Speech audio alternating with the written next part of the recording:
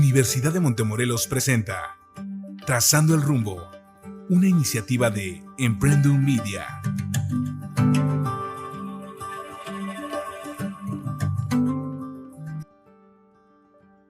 Hola, ¿qué tal? Un placer saludarlos. Bienvenido a una emisión más de Emprendum Trazando el Rumbo. Y el día de hoy tenemos como invitado al doctor y profesor Jorge Trisca. Él tiene un doctorado en educación, es originario de Argentina, trabajó en el Instituto Superior de Misiones y actualmente trabaja aquí en la Universidad de Montemorelos como docente en el área de posgrado. Doctor Jorge Trisca, el día de hoy vamos a tratar un punto de cómo afectó la pandemia en la salud mental, en la salud educativa a los jóvenes universitarios. Y pues para eso yo quisiera hacerle una pregunta. ¿Cómo usted ve o cómo usted considera que afectó la pandemia en el nivel académico o cómo afectó en el nivel social? ¿Cuáles fueron sus consecuencias? Muy bien, gracias, buenos días, gracias Diego por la invitación.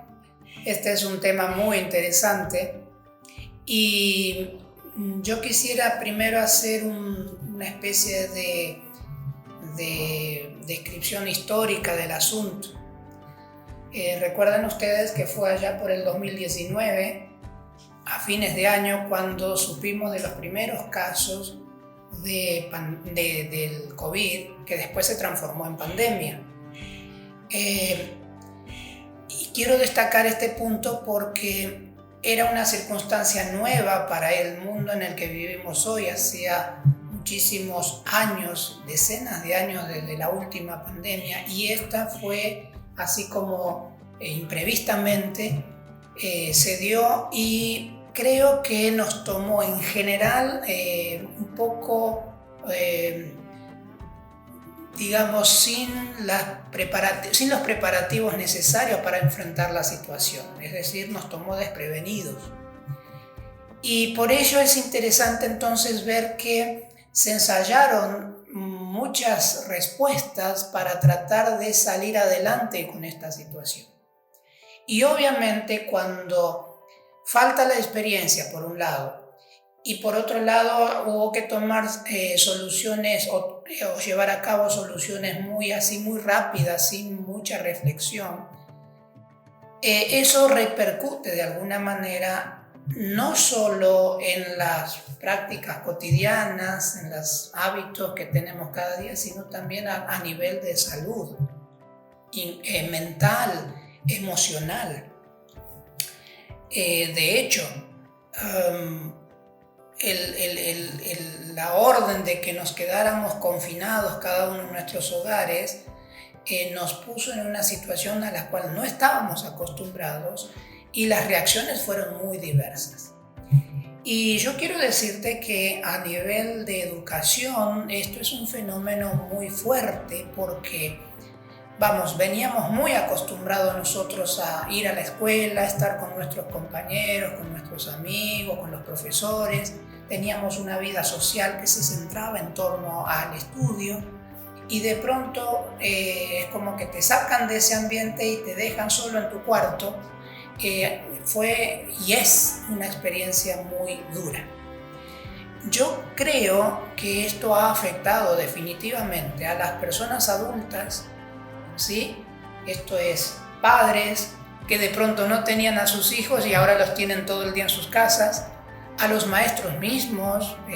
Personalmente yo tenía un estilo de vida y al cambiarse por la pandemia las situaciones de horarios y demás, los primeros meses fueron duros porque no lograba, acostumbrarme rápidamente a la nueva situación. Me acuerdo, y creo que a mucha gente le pasó, de pronto a la mitad de la noche despertarse y decir, uy, ya no tengo sueño, porque resulta que los hábitos de trabajo e incluso de alimentación y demás habían variado. Y a los estudiantes, en especial manera, me parece que les afectó muy fuertemente por algunas razones que ahora yo voy a explicar, y que, como decía antes, no teníamos previstas, ¿no? Una de esas cuestiones tiene que ver desde el ámbito, digamos, de manejo de técnicas de estudio.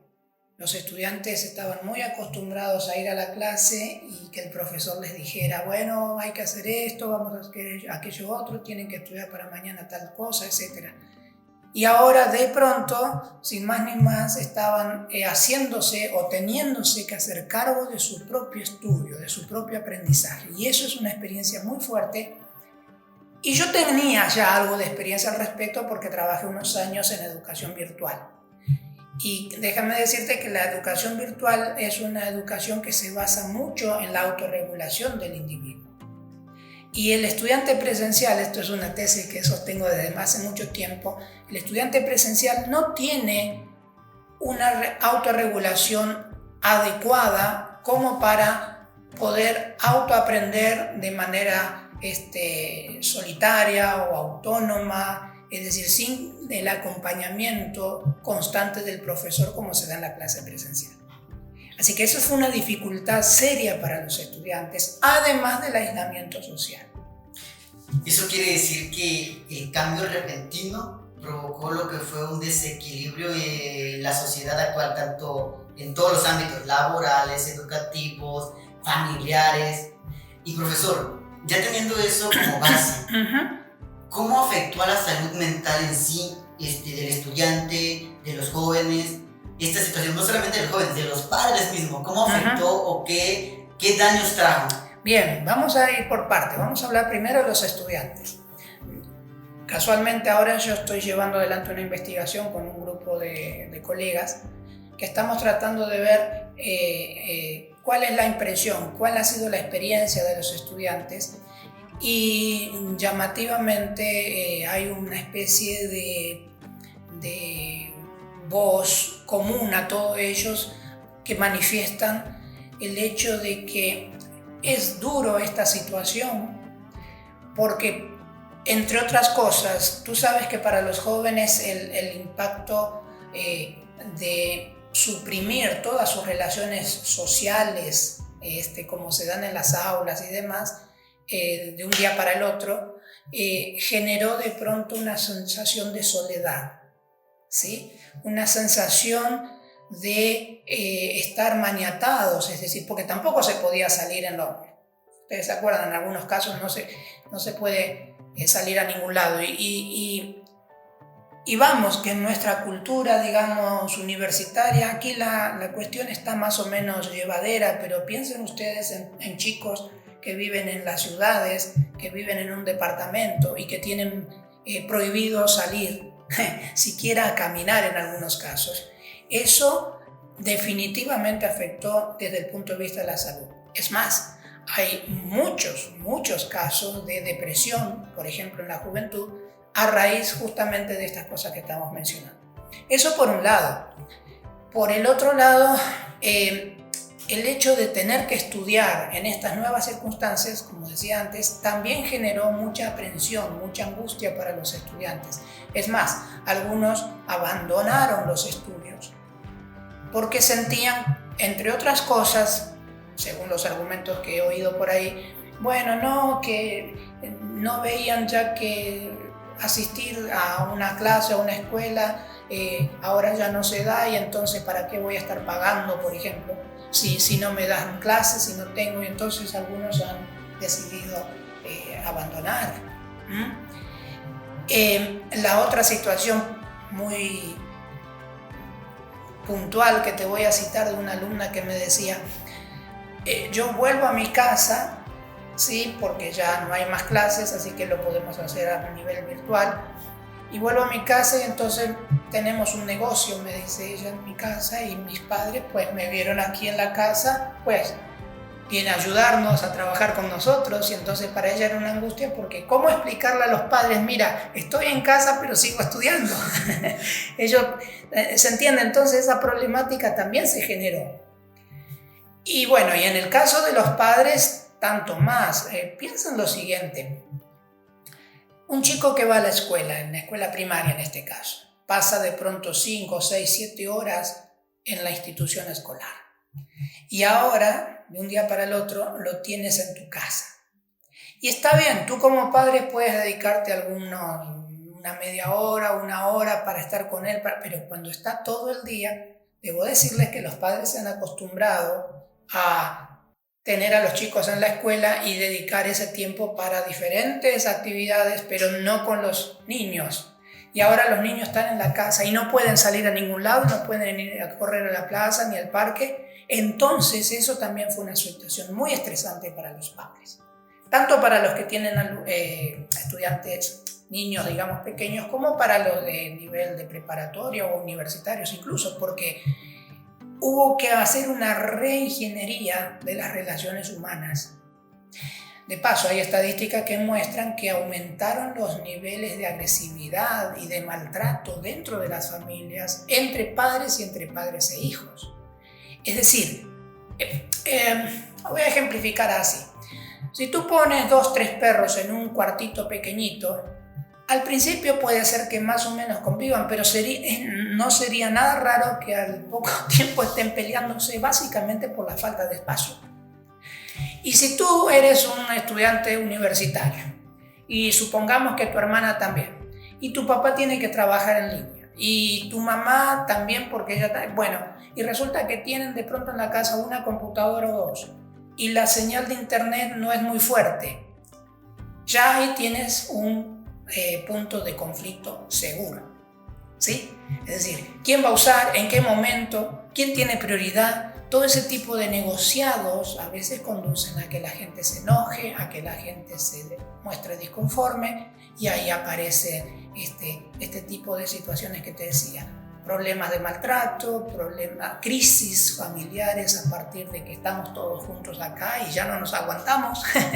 Entonces todo eso yo creo que afectó definitivamente a la familia en general y a los jóvenes en particular, sobre todo el joven universitario que siente la responsabilidad de tengo que aprobar mi materia, tengo que salir adelante y no tengo muchas herramientas a la mano. Es como que uno se tuvo que ir haciendo en el camino, ¿no? Y eso no es fácil. Distinto hubiera sido si dijéramos, bueno, miren, dentro de 2 años vamos a tener una pandemia que va a ser así, así, así, entonces cada uno va a tener... ¿Me explico? Hubiera sido totalmente diferente. Pero bueno, son cosas que nadie previó y que aquí están y que nos han hecho, pues en cierta medida, replantearnos también algunas cosas. A mí por lo menos me ha servido mucho la pandemia para reflexionar desde el punto de vista espiritual. De pronto, a ver, no sé, ustedes son jóvenes probablemente, pero los que tenemos un poco más de edad también nos planteamos la circunstancia de ¿qué va a pasar con nosotros? Porque he sabido de amigos que se murieron. Es decir, la muerte aparece como una realidad que uno siempre la mira un poco lejana. Y los jóvenes, fíjate qué curioso, al principio siempre, ya ves que las condiciones y los consejos de los expertos eran, bueno, hay que cuidar a la gente de más edad. Claro, pero resulta que después empezó a afectar a los jóvenes también. Tengo el caso de una amiga mía que tiene su hija, 19 años, se contagió de COVID, salió adelante, pero resulta que le han quedado secuelas que hasta aquí no saben cómo van a superarlas. Es decir, de pronto todos nos confrontamos con el problema y lo mismo, ¿no? ¿Qué hacer? Y el no saber manejar la situación conduce a esa falta de salud mental o espiritual o emocional que estábamos hablando, porque tuvimos que acomodarnos a la situación, ¿sí? Es interesante cómo lo explica o cómo dar la referencia sobre ello, porque en nuestra vida cotidiana quizás muchos no nos damos cuenta que estamos pasando por depresión, que estamos pasando por ansiedad, o quizás en otros casos que vivimos estresados y preguntamos ¿por qué estamos estresados? ¿Qué nos está afectando? Claro. Pero en sí lo que nos está afectando es el encierro, las limitaciones que tenemos. Antes teníamos la oportunidad de que si estábamos estresados, cansados, íbamos al parque, íbamos con los amigos a platicar. Ahora es rutinario, todo por Zoom. Sí. Hasta cierto punto, creo, lo poco que nos ha enseñado, la explicación que se nos dio, que ha afectado tanto en nuestras relaciones interpersonales y personales como tales, y ha generado que el lado más oscuro de nosotros vaya saliendo, porque está comprimido y como no lo podemos sacar, al momento llega un punto donde ¡pum!, explotamos. Exactamente, exactamente. Te voy a contar algunas cuestiones interesantes que están pasando. Por ejemplo, yo creo que la pandemia puso en evidencia las conductas altruistas de los seres humanos y también las miserias. La pandemia es buena o mala, eso no tiene mucho sentido definirlo así. Lo que la pandemia nos colocó en una situación de mostrar realmente lo que tenemos dentro. Ahora ya han empezado las vacunas y aparentemente la cosa tiende a encaminarse, pero por ejemplo, la OMS ideó un plan en el cual a través de ese proyecto, digamos, piensan vacunar a todas las personas, sobre todo de los países pobres que no tienen cómo pagar, darles vacunas gratis, ¿sí? Para que todo el mundo se pueda aplicar la vacuna. Me parece una idea genial. ¿Pero qué crees? Hay países, por ejemplo, que ya han vacunado a mucha gente de su población y en otras partes del mundo hay gente que sigue muriéndose de COVID porque no tienen manera de salir adelante, ¿sí? Me admira, por ejemplo, las actitudes altruistas. Por ejemplo, Corea del Sur es un país muy desarrollado que está en condiciones de vacunar a toda su población sin ningún inconveniente. Y ellos decidieron incorporarse al plan de la OMS de esperar turnos para poder distribuir la vacuna, ¿sí? De tal manera que sea una distribución equitativa, igualitaria entre todos los habitantes del planeta. ¿Qué crees? Hay otros países que no, directamente vacunan a su gente y, claro, tienen los medios, pero no están fijándose en aquellas personas pobres o que viven en la miseria y que, dicho sea de paso, a veces por las mismas políticas que estos países desarrollados establecen y que afectan a los más pobres. ¿Me explico? Entonces, eso ya te habla a ti de hay acciones altruistas, como el caso de este país, y hay otras acciones que son muy miserables. Esto ha puesto la pandemia, me parece a mí, en el tapete. Es decir, tienes a los médicos, ¿verdad? Que algunos han perdido la vida, muchos se han contagiado. Tengo un médico amigo, jovencito, que se contagió 2 veces de COVID. No una, 2 veces de COVID, porque estaba trabajando con los enfermos. Y eso es para aplaudir, ¿no? Creo yo que me parece a mí una actitud que a la vista de Dios es muy loable, me da la sensación. Pero tienes a otros, por ejemplo, que dado la situación aumentaron los precios, por ejemplo, de los tapabocas originalmente, las sustancias para lavarse las manos, como había tanta demanda, las subieron. No se trata de hacer negocio con una enfermedad, no sé si me explico. Pero ahí tienes tú las dos formas de ver la vida, ¿no? Sí, y es interesante, es muy interesante ver eso, lo que ha generado la pandemia actualmente. Pero fíjense que analizando los datos, podemos darnos cuenta que anteriormente había una depresión muy grande en el país, que morían muchos jóvenes al día. Podemos poner miles de jóvenes al día por depresión, ansiedad, por pues hasta cierto punto soledad. En este grado o en este punto en el cual nos encontramos, ¿usted considera o cómo ve que ha afectado o qué daños realmente ha generado? Si antes teníamos una población depresiva, ¿qué tanto será la tasa de mortandad por depresión, por no saber cómo enfrentar crisis? ¿Qué tanto será el elevo de esa tasa de mortandad en jóvenes, señoritas y pues público? Yo no te diría tanto de mortandad, pero sí de enfermedad. Es decir, recuerden ustedes que la depresión, por caso, es una enfermedad, bueno, no sé si llamarla enfermedad, eso habría que preguntar a los psicólogos, ¿no? Pero es un malestar de la persona que puede durar años, ¿sí? Y lo peor de todo, lo sé por experiencia, es que tú puedes estar en esa situación y no darte cuenta. Y le echas la culpa de pronto a un montón de otras cosas, pero en realidad el que estás mal eres tú y tú ni siquiera sabes que estás padeciendo. Ahora, vamos a cosas más concretas. México tiene un gran problema con la diabetes, por ejemplo, y la diabetes tiene como elementos muy fuertes, la alimentación muy fuerte en azúcares, por ejemplo, la falta de ejercicio, etc. La pandemia obviamente ha incrementado esta situación, ¿sí? Si antes no hacíamos ejercicio, te imaginas ahora que estamos todo el día sentados en casa mirando una pantalla, está peor. Así que cuando tú dices, ¿qué perspectivas tenemos? Y no son buenas, a menos que las personas comiencen a reflexionar y a tomar conductas sanas, ¿sí? Como dice uno de los textos que tienen ustedes por allí, la importancia de saber enfrentar las crisis, es decir, no dejarte arrastrar sino establecer un marco de conducta que te permita sobrellevar la crisis. Hay gente que todavía está diciendo, bueno, pero ya apareció la vacuna, capaz que el año que viene ya estamos en las clases, vamos a estar como antes. Y eso es un error, ¿sabes? Lo que sí se sabe es que, primero, que no va a ser tan rápido. Algunos estiman 2-3 años.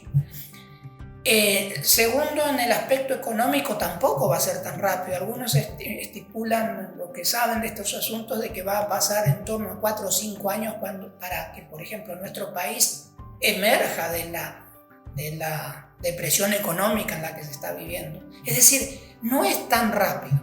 Así que tenemos por delante 2, 3, 4 años en los cuales vamos a tener que acostumbrarnos a esta realidad y probablemente tú gradúes ya con esa realidad.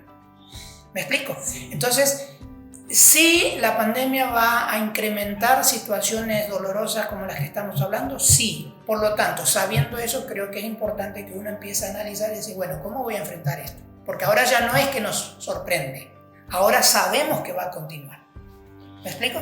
Sí, y pues ya con este marco que usted nos acaba de poner sobre los tiempos o el periodo que aproximadamente se estimula que va a pasar o va a tardar en terminar la pandemia, ¿cómo considera usted que va a ser el reencuentro con la sociedad? Por ejemplo, ya tenemos una crisis como tal, tanto emocional, tanto espiritual, tanto física, ya es una crisis muy económica también. Muy amplia.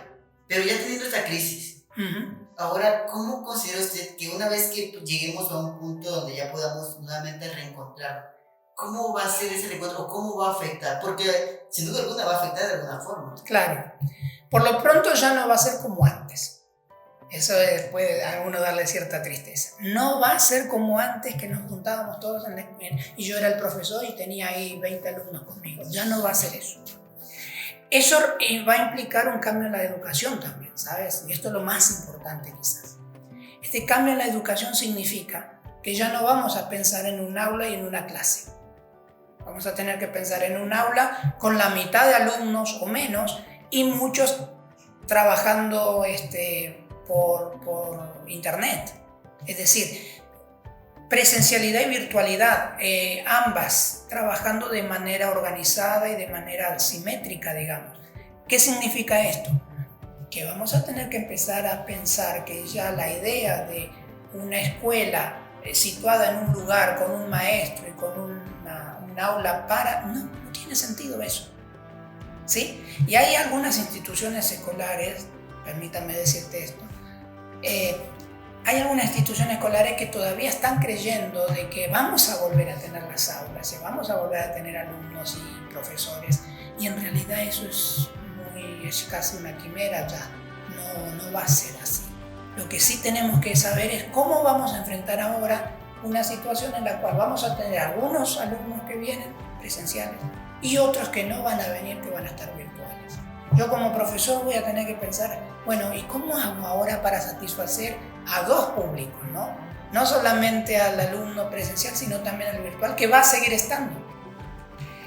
Esto implica, entre otras cosas, una reingeniería de la forma que tenemos de educar, ¿sabes? Por ejemplo, vamos a tener que trabajar mucho más integrados con otras instituciones. Ya no va a ser cada institución con sus alumnos, no. Porque tú hoy día entras a YouTube o tomas algún curso en Coursera o alguno de esos sitios donde ofrecen cursos gratis, vas a poder aprender lo que quieras. Y con la pandemia se intensificó la educación virtual. Tú dices puro Zoom, Zoom, Zoom. Sí, pero antes no había tanto Zoom. Ahora el Zoom ya forma parte de nuestra vida. Y ahí está el punto. Nos va a llevar a nosotros a estudiar lo que hemos hecho con educación y llegar a la conclusión que, entre otras cosas, mayor flexibilidad en los programas de estudio. Si tú estás estudiando una cosa que antes tenías que venir a la universidad, ahora vas a tener que estudiar eso mismo y puedes echar manos de otras universidades, de otros materiales. Eso por un lado. Segunda cuestión, hay que pensar en la institución como algo abierto. Ya no tiene. ¿Cuántos alumnos tengo? Depende de dónde lo mires. Ahora tengo alumnos virtuales, tengo alumnos presenciales, tengo alumnos semipresenciales. Es decir, toda la gama se abre, ¿no? Modalidades, muchas modalidades. Y lo que más me llama a mí la atención es, aquí va a haber un buen grupo de alumnos que van a perder la posibilidad de estudiar. ¿Sabes por qué? Porque no cuentan con los medios tecnológicos para hacerlo. Es decir, aquí en México tú sabes que hay un buen porcentaje de la población que no tiene, ¿qué te digo? No tienen computadora, no tienen señal incluso. Y esa gente va a estar en desventaja. Y hay que pensar en ellos también. Es decir, todo muy bien con la gente que tiene su celular y su computadora o su tablet. Y los que no, que también es un número alto, que no puede asistir a la escuela. ¿Cómo vamos a hacer? Bueno, esa es una de las problemáticas que vamos a tener fuertes. Muy bien, profesor, después de analizar todo esto, todo el daño, todo lo que genera, solamente quiero cerrar con la siguiente pregunta. ¿Qué recomendaciones daría usted para tener una salud mental, una salud espiritual más estable? Ya estamos en un problema. Ya tenemos la salud deteriorada por esta enfermedad, por esta pandemia, pero ahora, ¿qué podemos hacer? Bien, buena pregunta. Para poder... Muy buena pregunta. Y me gusta tu actitud, digamos, positiva, de decir, bueno, está bien, estamos hasta acá, ahora, ¿qué hacemos? Me parece muy bien. Yo diría que por primera vez en la historia de la educación, por ejemplo, se pone al estudiante en la situación de que él se tiene que hacer cargo. No es ni papá, ni mamá, ni el profesor. Eres tú. Y tú vas a tener que decir, ¿qué clase de vida tengo o quiero tener? ¿Qué objetivos tengo en la vida? Es decir, hay una serie de replanteos que antes no se daban, ¿sabes? Porque el chico, por ejemplo, el estudiante universitario, venía aquí y bueno, los profesores más o menos que lo acompañaban, le iban orientando, dice, pero ahora ya no es así. Ah, ¿cómo que no es así? ¿Podemos hablar todavía por Zoom con el profesor? Sí, claro, podemos, pero no es lo mismo. Ahora tú pasas la mayor parte del tiempo en tu casa solito frente a tu pantalla. Y puedes estar mirando la clase que está dando el profesor o puedes estar mirando una película en Netflix, no sé. Así que es necesario que el joven, el estudiante, comience a establecer prioridades, a organizar su vida, que ese es el mayor problema. Organizarle los tiempos. Tengo alumnos que me dicen, mi mayor conflicto o mi mayor problema fue organizar los tiempos. De pronto se me pasaba el día y no cumplía con lo que tenía que hacer. Claro, ahora vas a tener que organizar tu estilo de vida y me parece genial esto, ¿sabes? Porque te estás haciendo cargo de ti. No tienes que estar dependiendo de papá o mamá o profesor o quien sea. No, ahora eres tú el que va a decidir. Entonces la pregunta es, bueno, con toda esta circunstancia, como vos decías, ¿qué me queda a mí? ¿Qué puedo esperar? Puedes esperar que mejores tu nivel y calidad de vida si tomas buenas decisiones. O puedes empeorar tu vida más de lo que está si es que sigues en una postura de conducta o mental de depender de lo que hagan los demás por ti. En este sentido me parece fundamental adquirir una madurez individual como para guiarte tú mismo a partir de lo que vas aprendiendo, lo que vas experimentando y lógicamente echar mano de la ayuda que tienes en la palabra de Dios, de lo que te dicen tus profesores, tus amigos, pero tú eres el responsable. Y eso es me parece a mí un desafío grande para la juventud. Por primera vez en estas últimas decenas de años que hemos estado en la educación, yo veo que se lo pone al estudiante, al joven, en la situación de hazte cargo. Muy buena perspectiva, buena recomendación. Sin duda alguna podemos aprender que tenemos que priorizar y mejorar. Es la única forma en la cual tendremos una salud más estable. Uh-huh. Eso me viene a la mente lo que dice Mario Pereira en uno de sus libros, en cómo enfrentar las crisis. Uh-huh. Él menciona que cuando tenemos una dificultad, nosotros está como queremos tomar bien o mal. Entonces, lo mismo pasa ahorita. En nosotros está si queremos tomar bien o mal la dificultad.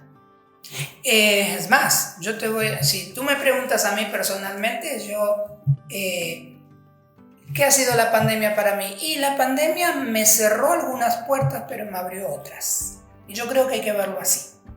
Todas las situaciones críticas, las crisis te generan de pronto peligros o sientes amenazas, ¿verdad? Pero también hay oportunidades. Así que yo prefiero verlo de ese lado. Una oportunidad para mejorar mi vida, para conocerme más a mí mismo, para hacerme cargo de mi futuro, para saber que mi estudio depende de mí y solo de mí. En fin, ese es el desafío. ¿Y usted considera o nos recomienda leer un libro? ¿O que es bueno leer libros para mejorar nuestra salud mental? Definitivamente. Mira, es muy curioso porque la juventud, o sea, ustedes, los millennials y las otras definiciones que hay, ¿no? Están muy acostumbrados a las películas, ¿sí? Y está bien, yo te diría, libros o buenas películas. No pasa nada si tú ves una buena película, porque las películas buenas también te pueden enseñar a ti cosas que puedes encontrar escrito en los libros. Creería yo que una no reemplaza a la otra, pero de todas maneras tienes que buscar material de calidad, porque tú sabes, películas hay a montones y la mayoría son muy malas, pero hay filmes así que uno puede tomar a modo de nutrición. Yo diría, si me apuras mucho, busca aquellas películas que están basadas en historias reales, que cuentan de gente que se ha superado en la vida. Eso es un buen material. Y los libros, de hecho. El libro tiene una particularidad que no tienen los videos, que no tienen las películas, y es que te permite imaginar situaciones, ¿no? Tú vas leyendo una historia y tu mente va imaginando el contexto. Y eso hace que tu mente trabaje y piense, además de los consejos que te dan los textos. Pero es fundamental para mí leer e incorporar conocimiento, porque eso te permite tomar mejores decisiones. Muy bien, doctor Jorge Trisca. Muchas gracias por acompañarnos. Gracias por acompañarnos a todos los que están escuchando este podcast. La verdad, hemos aprendido mucho sobre la información que nos ha presentado y pues ya vieron, es bueno leer un buen libro porque nos va a expandir el conocimiento y nos va a hacer personas de letras, personas con información y tener una muy buena salud. Un gusto haber estado con ustedes y bueno, hasta la próxima si es que se da y si no, lo mejor para ustedes en estos procesos de los que estuvimos hablando. Claro, muchas gracias y pues un gusto que nos acompañaran. Muy bien. Este es un espacio de universitarios que practican el emprendimiento, llamado Colportaje, Universidad de Montemorelos, una iniciativa de Emprendum Media.